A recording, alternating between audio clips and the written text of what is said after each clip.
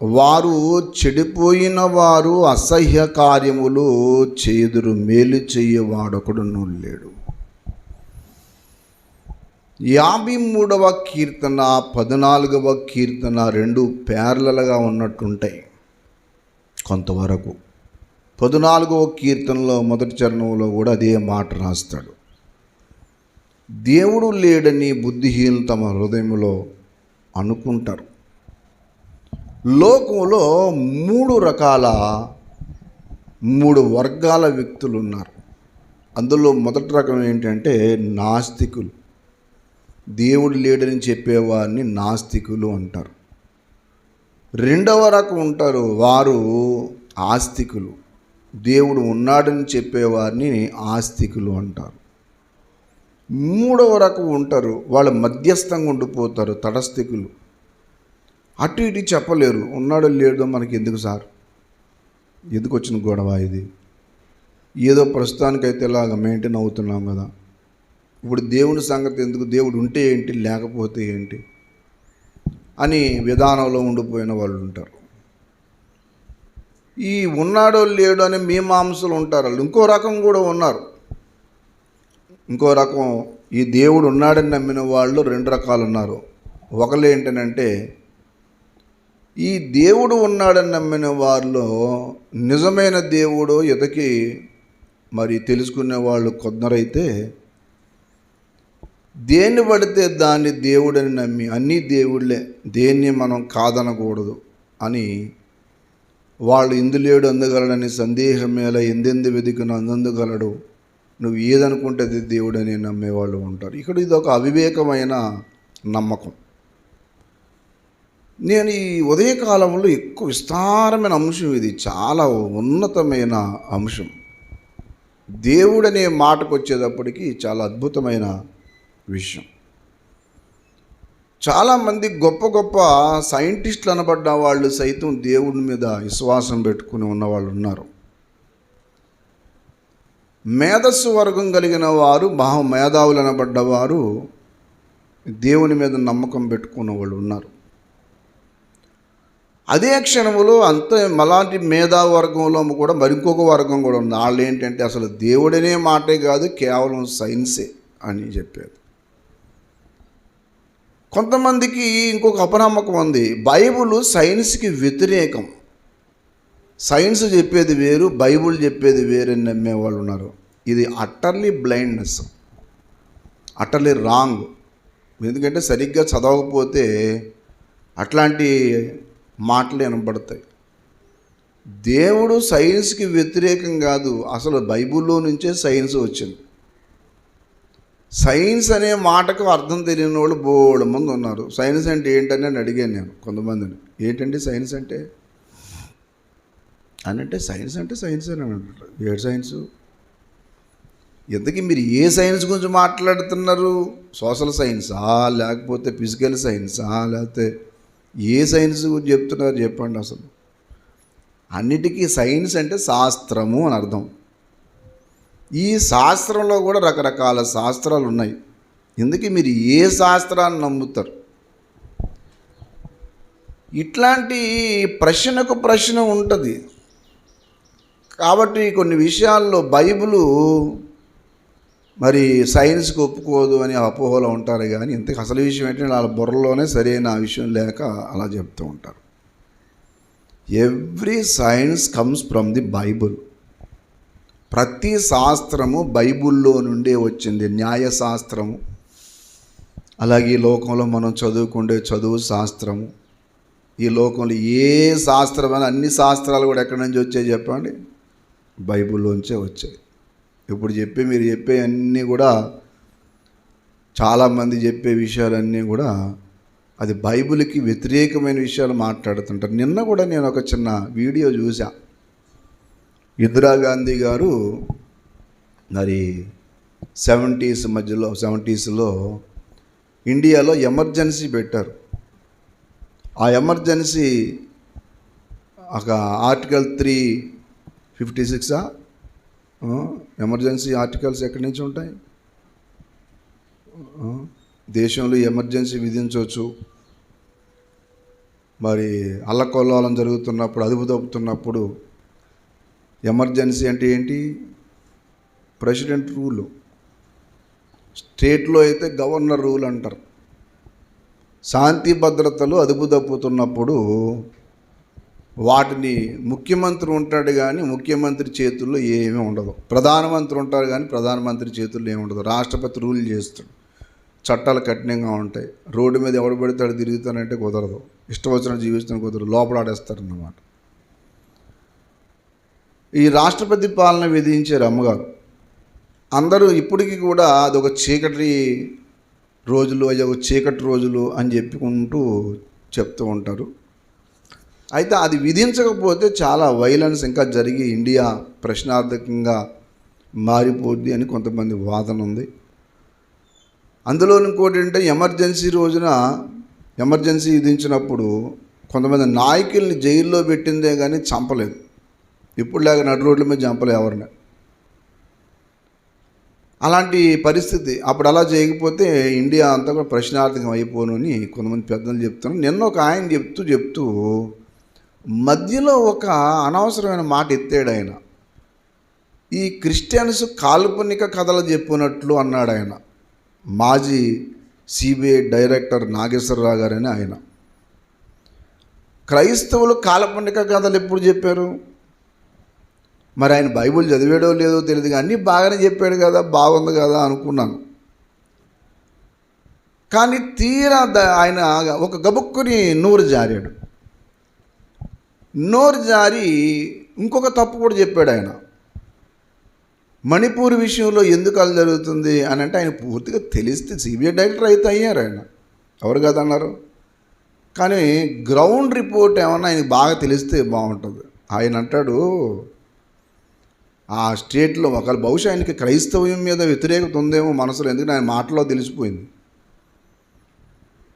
ఇప్పుడు ఒక క్రైస్తవ రాజ్యాన్ని, ప్రత్యేక రాజ్యాన్ని ఏర్పాటు చేయడానికి ఆ మణిపూర్లో ఉన్న కుకీస్ ప్రయాసపడుతున్నారు. ఈ మైతీలు 60% లోయలో ఉంటారు, వాళ్ళేమో కొండల్లో ఉంటారు. ఈ క్రైస్తవ స్టేట్లు కావాలని చెప్పి పోరాడుతున్నా అంటాడు. ఏమి మరి క్రైస్తవ స్టేట్ కావాలని పోరాడుతున్నప్పుడు మరి 500 చర్చి తగలటి కళ్ళు కనపడలేదా? సిబిఐ డైరెక్టర్గా చేసిన ఈయనకి, మాజీ డైరెక్టర్ చేసిన ఆయనకి మరి 500 చర్చలు తగలెట్టింది అంటే వాళ్ళ చర్చలు వాళ్ళు తగలెట్టుకున్నారా? జాన్ అనో పాస్టర్ గారిని పీకి నరికి పీకి తీసుకెళ్ళి దడిగి తగిలించారు. కళ్ళు కనపడలేదు? 2 స్త్రీలను రోడ్డు మీద బట్టలు ఇప్పించి, క్రైస్తవ స్త్రీలను, అందులో ఒక సైనికుడు భార్యను రోడ్డు మీద నడిపించారు. అందులో కొంతమంది కార్యకర్తలు వేరే మతానికి సంబంధించిన వాళ్ళు ఉన్నారు. అప్పుడు కళ్ళు కనపడలేదు? ఇవన్నీ కొంతమంది చూడండి, అంటే దేవుడు ఉన్నాడని నమ్ముతూ చెప్పుకుండే ఈ కుహానా మేధావులు అంటారో మరి ఏమంటారో నాకు తెలియదు, కానీ కొంతమంది ఇట్లాంటి అడ్డదిడ్డంగా మాట్లాడే వాళ్ళు ఉంటారు.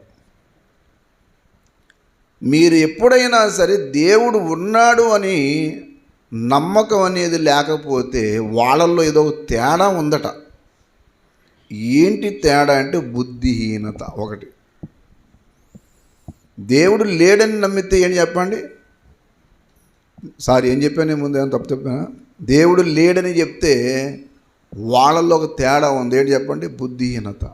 ఏ బుద్ధిహీనత? లోకంలో ఇంటలెక్చువాలిటీ ఉంది నీకు, మహాజ్ఞానవంతుడివే, కానీ దేవుడు అనుగ్రహించే బుద్ధి మాత్రం మనకు లేదు. అందుకే ఈ లోకంలో దేవుణ్ణి గ్రహించాలంటే నీ మేధావితనం సరిపోదు.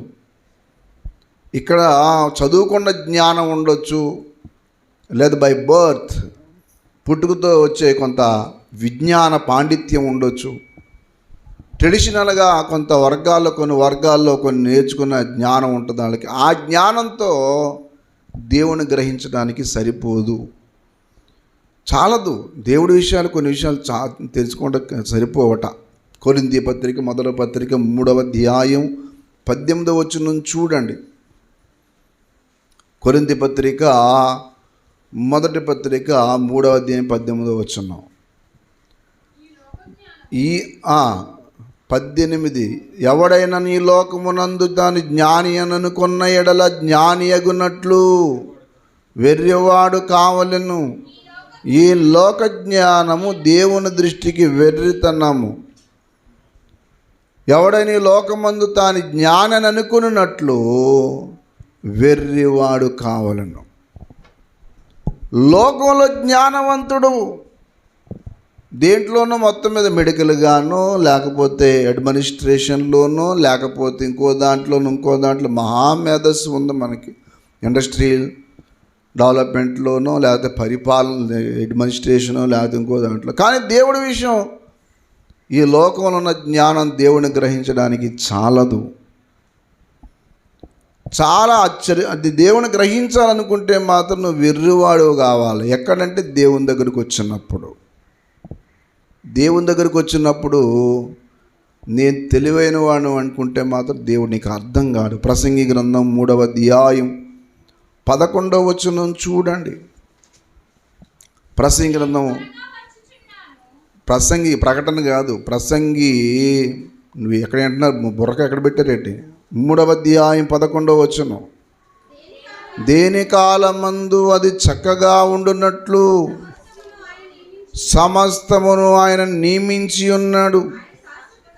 ఆయన శాశ్వత కాల జ్ఞానమును నరుల హృదయమందుంచి ఉన్నాడు. కానీ దేవుడు చేయు క్రియలను పరిశీలనగా తెలుసుకున్నటకు ఆ జ్ఞానము చాలదు. దేవుడే మనలో కొంత జ్ఞానం పెట్టాడు, కానీ ఆ జ్ఞానము దేవుడి క్రియలు గ్రహించడానికి చాలదు. సత్యాన్ని గ్రహించటము చాలదు. ప్రసంగి గ్రంథము 7వ అధ్యాయము 23-24 వచనాలు చూడండి. ఇది అంతయు జ్ఞానము చేత నేను శోధించి చూచితిని, జ్ఞానాభ్యాసము చేసుకుందని నేను అనుకుంటుని, కానీ అది నాకు దూరమాయెను. సత్యమైనది దూరముగాను బహు లోతుగాను ఉన్నది, దాని పరిశీలన చేయగలవాడు. నా జ్ఞానముతో ఏదో మొత్తం మీద చేద్దామని అనుకున్నాను, కానీ నాకు కష్టమైపోయింది. ఇది నాకు అర్థం కాలేదు. కొన్నిసార్లు అర్థం కాని విషయాలు మాట్లాడుతూ ఉంటారు కొంతమంది. అది విచిత్రం. చిత్రం ఏంటంటే కొంతమందికి అర్థం కాదు. మనం ఉదయకాలం 6 గంటలకు ప్రార్థన పెడుతున్నాం. అసలు మనం ఉదయకాలం 6 గంటల ప్రార్థన ఎందుకు పెడుతున్నాం అంటే, నేను ప్రార్థన అయిపోయిన తర్వాత ఇంట్లోకి వెళ్ళి పడుకోవటం కాదు. కొంతమంది ఏమనుకుంటారంటే, పాస్టర్ గారు ఉదయం వీళ్ళందరినీ చంపి ఇంట్లోకి వెళ్ళి శుభ్రంగా ఏసీ వేసుకుని లేదా ఫ్యాన్ వేసుకుని పడుకుంటాడేమో అనుకుంటుంటారు. అదొక బుద్ధిహీనత. నా వెనకాల తిరిగారంటే మాత్రం చచ్చి ఊరుకుంటారు. మండు యాసవి లేదు, వర్షము లేదు, ఏముండదు. రోడ్లు బాగున్నా బాగోపోయినా ఎలాగున్నా సరే అడవుల్లోని కొంటలు. నేను ఎప్పుడు మధ్యాహ్నం పడుకునే అలవాటు నాకు లేదు కూడా. ఎప్పుడన్నా పడుకున్నానంటే బాగా ఏదో అలసట వచ్చినట్టు అయితేనే పడుకుంటా. ఇంకా తప్పదు, కళ్ళు ఇబ్బంది పెడుతున్నాయి అనుకుంటే అప్పుడు ఏదో, అది కూడా ఒక కొంచెం. కొంతమంది ఏమనుకుంటుంటారంటే, పొద్దుట 6 గంటలకు చంపీడు, 6 గంటలకు మమ్మల్ని అందరినీ లేపేసి ఇది అయిపోయిన తర్వాత వెళ్ళి ఇంట్లోకి వెళ్ళి పడుకుంటాడేమో అని ఒక విషయంలో ఉంటారు. ఓ బుద్ధిహీనుడా, సేవకుడు అనేవాడు ప్రజలకు కొన్ని విషయాలు నేర్పించాలి, క్రమం నేర్పించాలి. నీకే క్రమం లేకపోతే ఇంకా సేవకుడికి ఏమి నేర్పిస్తావు? ప్రజలకి ఏమి నేర్పిస్తావు? ఏకుజామున లేపి వాళ్ళకి ఒక క్రమం నేర్పించాలి పిల్లలందరికీ కూడా అనే ఉద్దేశంతో ఉదయం 6 గంటలకు పెడతా ఉన్నాం. అంతేగాని మళ్ళీ మీరు ఇంటికి వెళ్ళి పడుకోండి శుభ్రంగా పనులు మానేసి అని కాదు. ఒక్కసారి లేచిన తర్వాత ఉదయకాలం లేవటం అనేది నేర్చుకుంటే జీవితం బాగుపడుతుంది. ఇంకెప్పటికీ ఒకటే బ్రతికేంటి? ఇంకెప్పుడు ఒకటే జీవితమా? నీ ఇంట్లో నీ కూతుర్ని నీ కొడుకుని లేపకుండా ఉంటే అది నీకు క్షేమం కాదు, వాడికి ఇంట్లో ఉన్న పిల్లలకి క్షేమం కాదు. చెడిపో తిరుగుతారు. ఉదయకాలం లేచిన తర్వాత ఉదయకాలమే లేపడం అనేది ఆదివారం మొదటి రోజునే జరిగితే మిగతా వారం రోజులు కూడా అలా జరగాల. సెలవు వస్తే శుభ్రంగా పడుకోవటం ఇట్లాంటివి నేర్చుకోకూడదు. కొన్ని విషయాలు కొంతమందికి అర్థం కావాలి. అసలు ఎందుకు ఇలా చేస్తారు వీళ్ళు అని అర్థం కాదు. అర్థం కాకుండా ఏం చేస్తుంటారు? విమర్శిస్తూ కూర్చుంటారు. చాలా విషయాలు అంతే. చాలామందికి తెలియని సంగతుల గురించే మాట్లాడతారు. యోబు గ్రంథంలో అంటాడు, యోబు గ్రంథం 8:8 అంటాడు, మనము నిన్నటి వారమే. చూడండి ఆ మాట, యోబు గ్రంథము 8:8 మాట చూడండి. మనము నిన్నటి వారమే, మనకి ఏమీయూ తెలియదు, భూమి మీద మన దినములు నీడ. దేవునికి స్తోత్రం కలుగునుగాక. మనము నిన్నటి వారమే, భూమి మీద మన దినములు ఏడు చెప్పండి, నీడవలే ఉన్నాయి. మనకేమీ తెలియదు. చాలా విషయాలు మనకు తెలియని విషయాలు బోల్డ్ ఉన్నాయి. ఏ విషయం ఎందుకు జరుగుతుందో నీకే తెలియదు. నీ శరీరం మీద ఉన్న విషయమే నీకు తెలియదు. వాళ్ళని అడగండి, మీరు ఎందుకన్నా ఏ మగపిల్లలకి మీసాలు గడ్డాలు ఎందుకు వస్తున్నాయి, ఆడపిల్లకి ఎందుకు రావు? మరి కొన్ని అనవసరమైన ప్లేసుల్లో కూడా దేవుడు ఎందుకు ఆ ఎయిర్ ఎంట్రీలు ముడిచేలా చేశాడు? మరి మిగతా స్థానంలో ఎందుకు లేవు? అరిచేతులు ఎందుకు లేవు? ఎందుకు నీకు అర్థం కావాయి. గోల్డ్ ఎక్కడే రావాలా? ఆ గోల్డ్ రివర్స్ రావచ్చు కదా, పైన ఎందుకు వచ్చాయి? చెవిలో గులి ఎందుకు ఉంటుంది? దేవుడు ముక్కుల్లో ఎంటుకలు ఎందుకు పెట్టాడంటే నీకు తెలియని విషయాలు బోళ్ళు ఉన్నాయి. మనకు తెలియని సంగతులు చాలా ఉన్నాయి. చాలామందికి అర్థం కాని విషయాలు, దేవుడు చేసిన కార్యాలు, చాలా విషయాలు మనకు తెలియవు. చెవిలో కానీ గుళ్ళు పెట్టకపోతే మొత్తం ఎప్పుడో మనుషులందరూ చెవిటోళ్ళు అయిపోతారు. నువ్వు ఎక్కడో దిక్కున పడుకుని ఉంటే ఏదో పురుగు దూరిపోతుంది. అది వెళ్ళకుండా ఉండడానికి దేవుడు చేసిన ఒక ఏర్పాటు ఏంటంటే, నువ్వు వద్దంటనగానే చెవిలో ఆ జిగురు వస్తుంది. ఎందుకు తెలుసా? ఏదైనా పురుగు అక్కడ దాకా వెళ్ళగలదు కానీ లోపలికి వెళ్ళడానికి దానికి సాధ్యం కాదు. అక్కడ ఆ స్మెల్కి, ఆ జిగురికి అంటుకుపోయి అక్కడ ఉంటుంది. అది లేకపోతే బ్రెయిన్కి పోద్దు, ఎప్పుడు చచ్చి ఊరుకుంటాం. ఇట్లాంటి దేవుడు చేసే కార్యాలు బోళ్ళు ఉన్నాయి. మనం ఏం చేస్తుంటాం అంటే, మాట్లాడితే బట్ట తీసుకోవటం, గొలికేసి మొత్తం దాన్ని క్లీన్ చేస్తుంటాం. క్లీన్ చేసుకోవటం అప్పుడప్పుడు మంచిదే కానీ ఎల్లప్పుడూ మంచిది కాదు. కొంతమందికి అదే పని రోజు చేస్తూ ఉంటారు. దేవుని కార్యాలు నీకు నాకు అర్థం కాని విషయాలు చాలా ఉంటాయి, మనకు తెలియవు. అవి నేర్చుకోవాలనుకుంటే ఒక దీక్ష దేవుని సందులో ఉండాలి. కొన్నిసార్లు కొన్ని విషయాలు చెప్తే అయ్యబాబు ఏంటలాంటి చెప్తుంది అనుకుంటారని చెప్పి కొన్ని చెప్పం. కానీ మనిషి శరీరంలోనే దేవుడు ఒక అద్భుతమైన విషయాలు ఎన్నో పెట్టాడు. అసలు మన గురించి మనకు అర్థం కాకపోతే ఇంత గొప్ప దేవుడు దొరికి ఉన్నాడా అనిపిస్తుంది. ఈ విషయాలన్నీ కూడా దేవుడికి ఆశ్చర్యం. మన కోపం వచ్చినప్పుడేమో కళ్ళు ముఖంలా మారుతుంది, ప్రేమ వచ్చినప్పుడు ఇంకోలా మారిపోతాయి, సంతోషం వచ్చినప్పుడు ఇంకోలా మారుతాయి. ఇవన్నీ ఎలా పెట్టావు? ఒకే బొమ్మ ఇది. మనం చేసిన బొమ్మలు అన్నీ ఉండవు. ఇలాగ రకరకాలుగా బోళ్ళు ఉంటాయి. ఇవన్నీ తెలియని విషయాలన్నీ పట్టుకుని మాట్లాడుతుంటాడు ఒక్కొక్కడు. బాగా చదువుకున్నాడు, ఉద్యోగం చేశాడు, క్రైస్తవులు కాల్పనిక కథలు రాసుకుంటున్నట్టు అంటాడు ఆయన. ఏంటో అర్థం కాని విషయం. ఎప్పుడు ఎక్కడ కాల్పనిక కథ రాశారు ఆయన? కల్పించి దేవుని యొక్క వాక్యంలో ఉన్నది ఒకటి లేదు. దేవుని గ్రంథం ఇది. బైబిల్ విలువ తెలియక చాలామంది అక్కడక్కడ బాడేసి ఆ పొయ్యి దగ్గర, ఆ ఊరిలో, లేకపోతే ఎక్కువ చోట బట్టలకేమో బీరో పెట్టుకుంటారు, బైబిల్కి మాత్రం ప్లేస్ లేకుండా చేసుకుంటారు. బైబిల్ అంటే కొంతమందికి ఏదో చుట్టుముక్కలా ఉంటుంది. బైబిల్ అనేది నీకు ఒక జీవితం, ఒక జీవము. ఎన్నిసార్లు చదివని నీకు అర్థం కాదు. అందుకే బైబిల్ని పూజించొద్దు కానీ బైబిల్ని అగౌరవపరచొద్దు. తెలియకపోతే తెలియనట్టు ఉండాలి. దేవుడు అనే మాటకు వచ్చినప్పుడు మనకి ఒక ఆశ్చర్యకరమైన విషయం ఏంటంటే, ఆ పేరు ఉందంటేనే దేవుడు ఉన్నాడని అర్థం.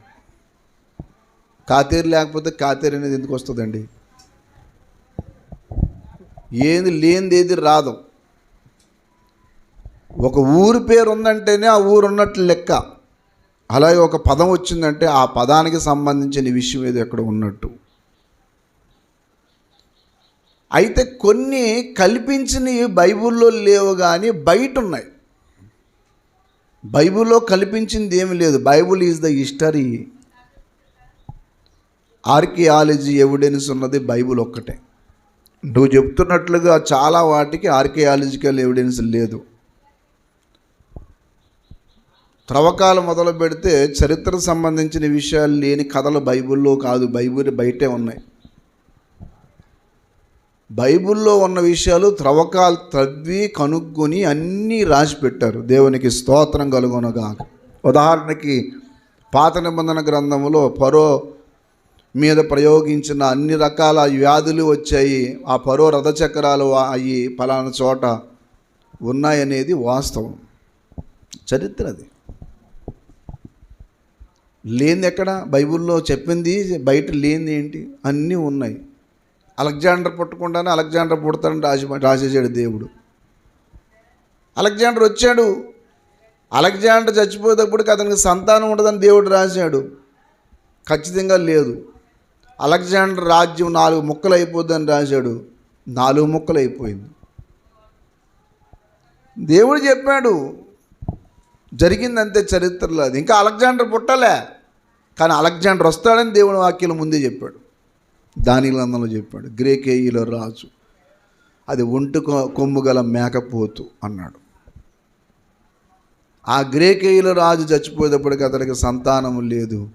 అది విరిగిపోయిన తర్వాత ఆ కొమ్ము, దాని ప్రధాన కొమ్ము విరిగిపోయిన తర్వాత 4 కొమ్ములు మురిసే కొమ్ము బలానికి సాదృశ్యం.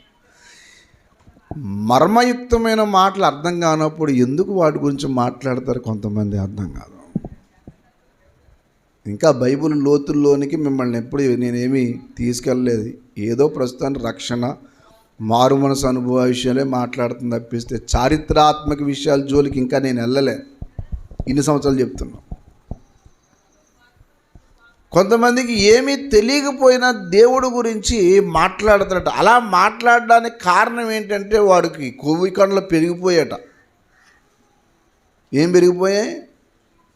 వాడికి కొవ్వు కండ్లు బాగా పెరిగాయట. చూడండి, ఆ మాట అన్నాడు దేవుడు. నేనన్న మాట కాదు, ఆ మాట చెప్తూ దేవుడే చాలా కొంచెం కఠినంగా మాట్లాడాడు ఆ విషయంలో. యోబు గ్రంథము 15వ అధ్యాయము 25వ వచనం దగ్గర నుంచి చూడండి. వాడు దేవుని మీదికి చెయ్యి చాపును, సర్వశక్తుడగు వానిని ధిక్కరించి మాట్లాడును, మూర్ఖుడై ఆయనను మార్కొనును, తన కీడెముల గుబకలతో ఆయన మీదకి పరిగెత్తును, వాని ముఖము కొవ్వు బట్టిని ఉన్నది, వాని చిరుప్రక్కల పైన కొవ్వు కండలు. అది విషయం. ఏం పట్టింది చెప్పండి? ఎక్కడా? ఇరుపక్కల. అంటే మాట్లాడడానికి ఏం మాట్లాడుతున్నాడో అర్థం కాదు. వాడికి బాగా దేవుడి మీద చేయి చాపుతున్నాడట. ఇలాగ దేవుడి మీద మాట్లాడి శిక్ష పొందిన వాళ్ళు 3 మంది ఉన్నారు.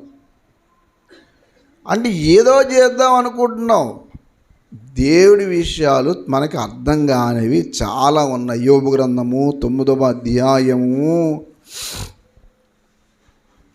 దయచేసి అందరూ చూడండి, 3-4 వచనాలు చూడండి.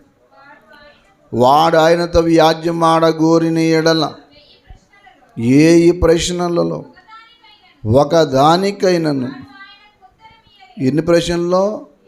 1000 ప్రశ్నలు ఎత్తే ఒక్కడి జవాబు దొరకదంట.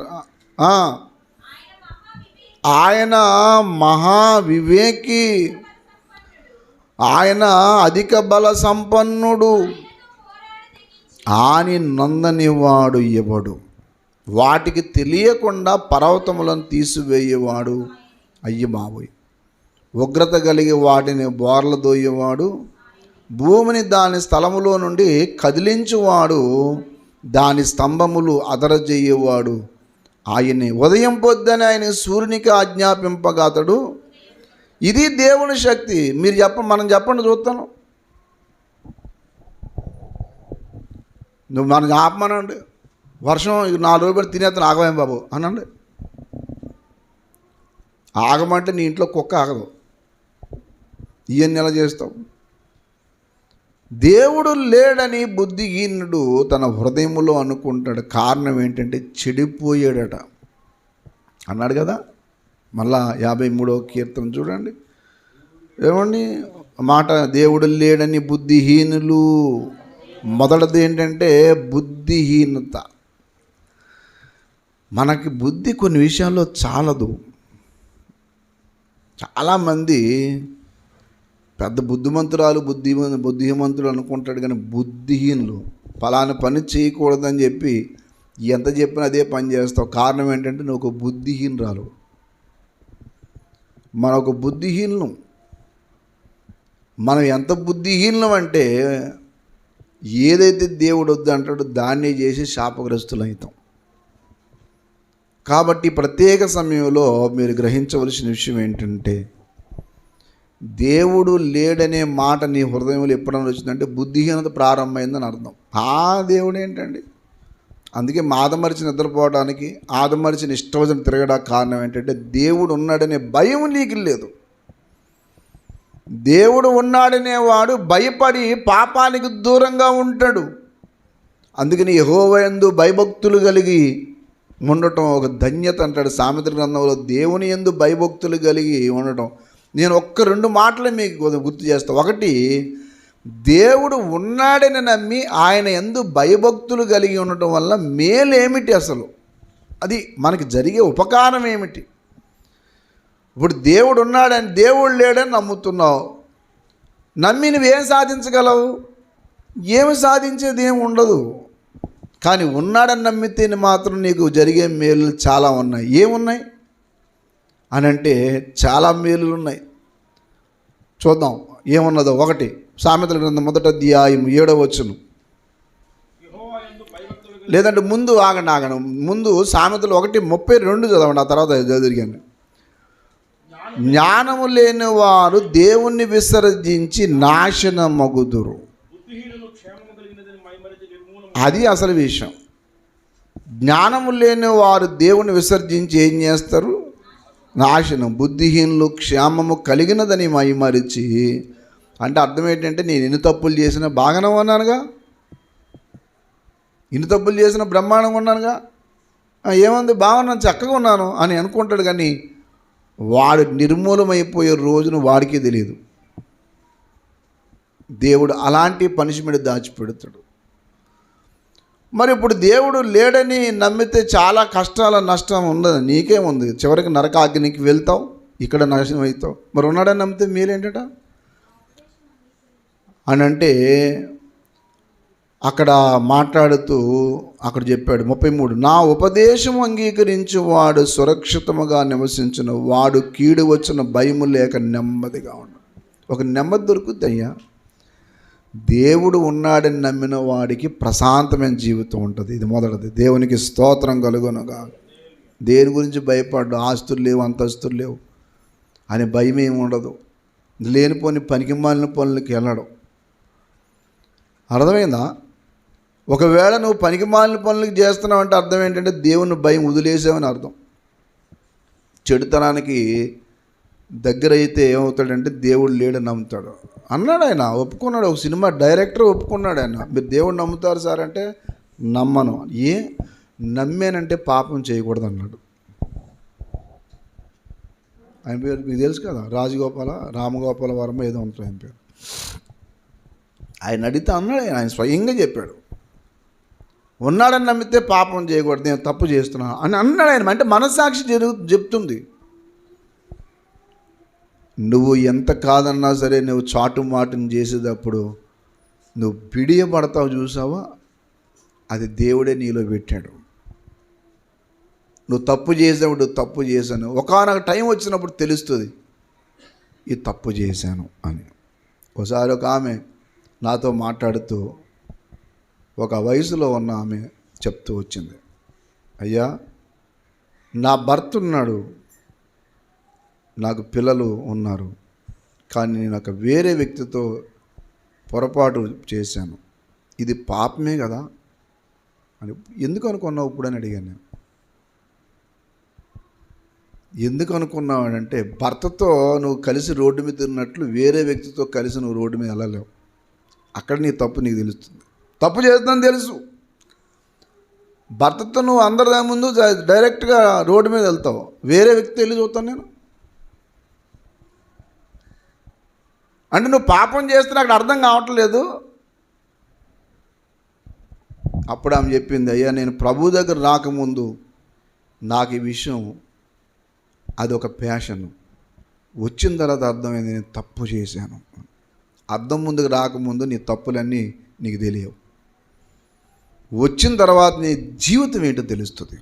ఇది దేవుడికున్న కృప, దేవుడిచ్చిన ఒక శక్తి. దేవునికి స్తోత్రం కలుగునుగా. నీ జీవితం ఇలా నిలబడడానికి కారణం ఏంటంటే దేవుడు అనే మాట ఉండబట్టి, లేకపోతే సమాజం ఎప్పుడూ అల్లకొల్లాలం అయిపోను. చెడిపోయి ఇష్టానుసారమైన కార్యాలు చేసే ప్రతివాడు దేవుని దగ్గరికి రాడాడు. వాడు దేవుడిని దూరంగానే ఉంటాడు. ఎందుకు రాడు తెలుసా? వాడు తప్పులు చేసేవాడు కాబట్టి దేవుడు అంటే ఇష్టం ఉండదు. నువ్వంతే, నువ్వు తప్పులు చేసే వ్యక్తివైతే నువ్వు దేవునికి ఉపయోగపడే వ్యక్తివి కాదు, నీకు నువ్వు ఉపయోగపడవు. కానీ దేవుడు ఉపదేశం అంగీకరించినప్పుడు సురక్షితంగా ఉంటావు, నెమ్మదిగా ఉంటావు. నీకు నెమ్మది లేదు, సురక్షితం లేదంటే దేవునికి నువ్వు దూరంగా ఉన్నావు. ఇది మొదటి విషయం. రెండవ విషయం, ఇందాక మనం 1:7 చదువుకున్న, యెహోవాయందు భయభక్తులు కలిగి ఉండుట తెలివి. అంతవరకు తెలివి తక్కువ వాడికి జ్ఞానం ఏముండదు, తెలివి తక్కువతనం అంతా. కానీ ఇప్పుడు జ్ఞానం, అప్పుడు దాకా లేని జ్ఞానం వస్తుంది నీకు. మూడవది, సామెతల గ్రంథం 8:13 వచనం, యెహోవాయందు భయభక్తులు కలిగి ఉండుట చెడుతనమును అసహించుకున్నట్టు. అప్పుడు దాకా నువ్వు చెడుతనను అసహించుకో, బాగా తేనెకంటే తీపి కనపడుతుంది. ఇది మూడవ విషయం. నాలుగవ విషయం, 9:10 వచనం, యెహోవాయందు భయభక్తులు కలిగి ఉండుటే జ్ఞానమునకు మూలం, పరిశుద్ధ దేవుని గూర్చిన తెలివి వివేచనకు ఆధారం. దట్ ఈస్ బేసికల్. ఇది గుర్తుపెట్టుకోండి. సామెతల గ్రంథం 10:27 వచనం, యెహోవాయందు భయభక్తులు కలిగినట దీర్ఘాయువునకు కారణం. తప్పులు చేసినాడు ఎప్పటికప్పుడు ముందే వాడి జీవితం సర్వనాశనం అయిపోతుంది.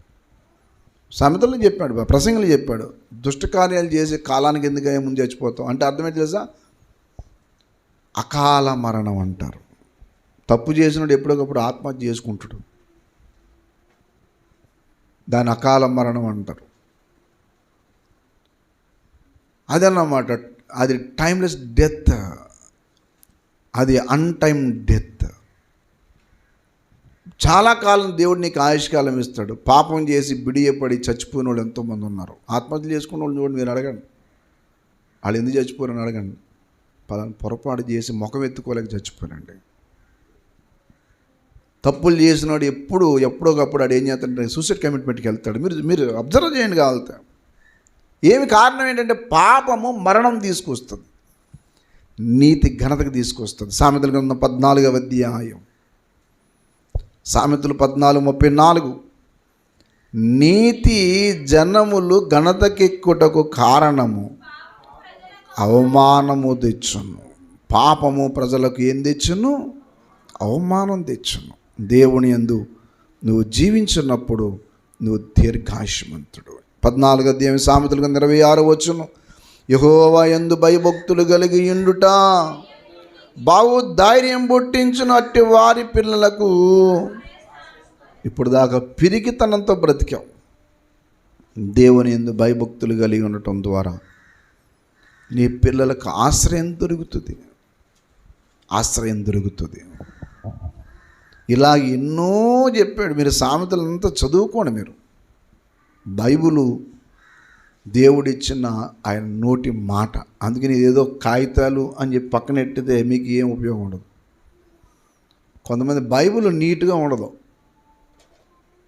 ఎక్కడో పెడతారు తీసుకెళ్ళి. నీ పనికి మళ్ళీ బట్టలు, సంవత్సరం చిరిగిపోయే బట్టలకు మాత్రం మంచి బీరవి పెడతావు. బైబిల్ మాత్రం ఎందుకు ఒక ప్లేస్ పెట్టుకోవర్థం కాదు. అంటే నీకు వాక్యం మీద అంత గౌరవం లేదు. కారణం ఏంటంటే బుద్ధిహీనుడు. చివరి మాట చెప్పి ముగిస్తా.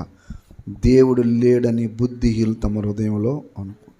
నీ బుద్ధిహీనత ఒకటి దేవుడు లేడని నమ్మిస్తుంది, రెండవది చెడు పనులు చేయడానికి ప్రేరేపిస్తుంది, మూడవది ఆఖరి నువ్వు చెడిపోవట కారణమవుతుంది.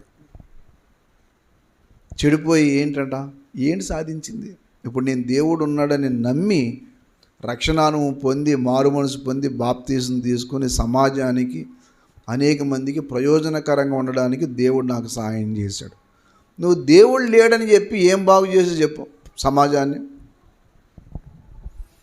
దేవుడు లేడని చెప్పిన వాడు సమాజాన్ని బాగు చేయటం అనేది అది ఎక్కువ శాతం జరగదు. ఒకవేళ కొంతవరకు నువ్వు మేలు చేయగలవేమో మనుషులకి, కానీ నీకు నువ్వు మేలు చేసుకోలేవు. దేవుడు ఉన్నాడని నమ్మిన వాడు తనకు తాను మేలు చేసుకుంటాడు, సమాజానికి కూడా మేలు చేస్తాడు. ఇది విషయం. దేవుడు లేడని నమ్మిన వాడు తాను చెడిపోతూ సమాజాన్ని పాడు చేస్తాడు. నువ్వు దేవుడు ఉన్నాడని భయం కలిగి ఉన్నప్పుడు తప్పు చేయటానికి ఒప్పుకో, పాపంలో జీవించడానికి ఇష్టపడవు. ఎందుకు వచ్చిన జీవితం అనుకుంటావు. ఎందుకంటే దేవుడు యోసేపు ఈ రోజున ప్రపంచానికి ఆదర్శప్రాయమైన ఫుడ్ కార్పొరేషన్ గొడౌన్స్ అంటూ వచ్చాయంటే బికాజ్ ఆఫ్ జోసెఫ్. ఆది కాలంలో యోసేపును బట్టి ఓహో కరువు కాలం రాకుండా ఈ గిడ్డంగులు కట్టాలన్నమాట అని నేర్పించిందే బైబులు. బైబుల్ శాస్త్రానికి వ్యతిరేకం ఏంటి? మరి పిచ్చిమొహం వాళ్ళారా, కరువు వచ్చినప్పుడు మీరు బ్రతకాలనుకుంటే గిడ్డంగులు కట్టుకుంటారని చెప్పిందే యోసేపు, బైబుల్. దేవుడు బైబిల్లో మీకు ఏ జ్ఞానం కావాలితే ఆ జ్ఞానం ఉంటుంది. దేవునికి స్తోత్రం కలుగునుగాక. సంసార జ్ఞానం కావాలితే సంసారం ఆడపిల్లతో ఎలా చేయాలో బైబిల్లో ఉంది. ఫ్యామిలీ రిట్రీట్లో అప్పుడప్పుడు చెప్తుంటాం. అందుకనే సంఘంలో ఎందుకు కొంచెం చెప్తే మరి ఏంటి ఈ పాస్టర్ గారికి ఇవి కూడా తెలుసా అనుకుంటుంటారు. నాకు తెలియదు, బైబిల్లో ఉన్నాయి. ఒక వ్యక్తి ఒక భార్యతో ఎలాగ సంసారం చేస్తే ఆ కుటుంబం బాగుంటుందో చెప్పాడు. ఒక భార్య కుటుంబాన్ని ఎలా పోషించుకోవాలో చెప్పాడు. సమాజంలో ఒక బిడ్డ ఎలా బ్రతికితే సమాజాన్ని మేలు చెప్పాడు. ఒకవేళ నువ్వు బుద్ధిహీనురాలిగా బుద్ధిహీన తిరిగితే నీ వల్ల ఏ ప్రయోజనం ఉండదు. మనం పశ్చాత్తాపడవలసిన విషయం ఏంటి తెలుసా?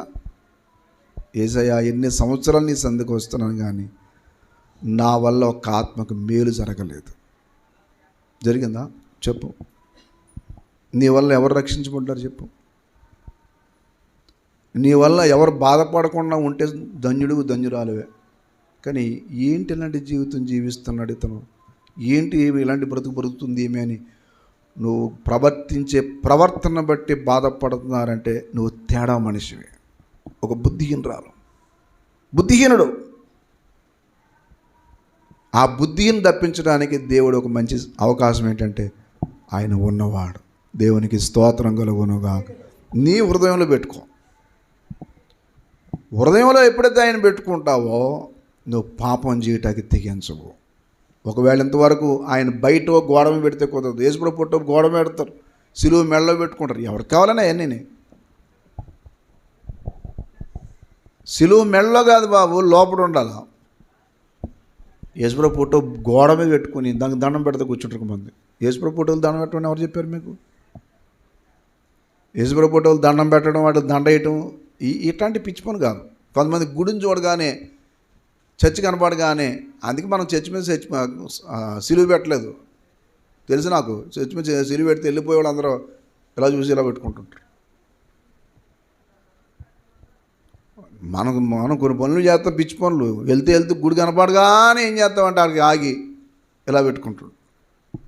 ఓ అమ్మాయి కూడా గుడికి దండం పెడతాం కాదు నాయన, నువ్వే గుడి అయిపోవాలి దేవునికి. దేవునికి నీ హృదయం ఒక ఆలయమై అవ్వాలా. మీరు దేవుని ఆలయమై ఉన్నారనియు దేవుని ఆత్మ మీలో నివసించుచున్నాడనియు మీరు ఎరుగరా?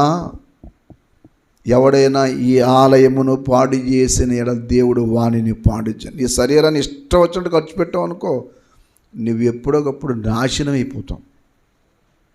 కాబట్టి ప్రభు దగ్గర వెళ్ళే ముందు ఒక మాట, ప్రభువా నా బుద్ధిహీనత నీకు తెలుసు. దావీదు అంటాడు ఆ మాట, నా బుద్ధిహీనత నీకు తెలిసే ఉన్నది. ఎంత యథార్థవంతుడంటే ఆయన బుద్ధిహీనుల కోసం రాస్తూ ఆయన ఒక మాట అంటాడు, నేనే బుద్ధిహీనుడిని. అంటే ఎందుకన్నా తెలుసా? తప్పు చేశాను కాబట్టి. ఆ మాట ఆయన చెప్పుకున్నాడు, నేను చెప్పింది కాదు.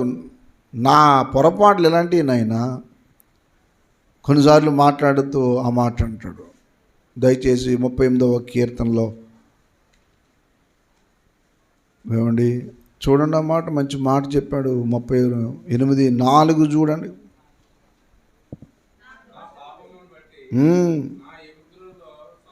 నా పాపమును బట్టి నా ఎముకల్లో స్వస్థత లేదు, నా దోషములు నా తల మీదముగా చదవాలి మోపబడి ఉన్నవి. నా మూర్ఖత, అది నా మూర్ఖత వలన కలిగిన గాయములు దుర్వాసన గలవై. అంటే గాయములు అంటే అర్థమైంది, నేను చేసిన పొరపాట్లు అందరికీ ఎలా కనపడుతున్నాయి? దుర్వాసన. 18వ మాట, నా దోషము నేను ఒప్పుకొనుచున్నాను, నా పాపమును గురించి విచారపడుచున్నాను. నా దోషములు నేను ఒప్పుకుంటున్నానయ్యా, నా పాపాలు నా తప్పులు. అలాగే దేవుని యొక్క సన్నిధిలో ఎప్పుడైతే దేవుని దగ్గర నువ్వు ఒప్పుకుంటావో అప్పుడు దేవుడు నీకు సహాయం చేస్తాడు. దేవుని బిడ్డలారా, ఈ ప్రత్యేక సమయంలో దేవుని దగ్గర ఒక మాట మనం ఒప్పుకుని ఏం చేద్దామంటే, నాయన నువ్వు లేడనే మాట ఎప్పుడు నా మనసులో కూడా రాకుండా చెయ్యి. నువ్వు ఉన్నవాడు అన్నవాడు నాలో ఉండి నన్ను సరిచేసి బుద్ధిహీనులుగాక బుద్ధిమంతుడిగా ఉండటానికి నేర్పించనని అడుగుదాం. దేవుడు ఆ కృపాభాగ్యం మనందరికీ దయచేయనుగాక. మోకరించండి, ప్రార్థన చేద్దాం.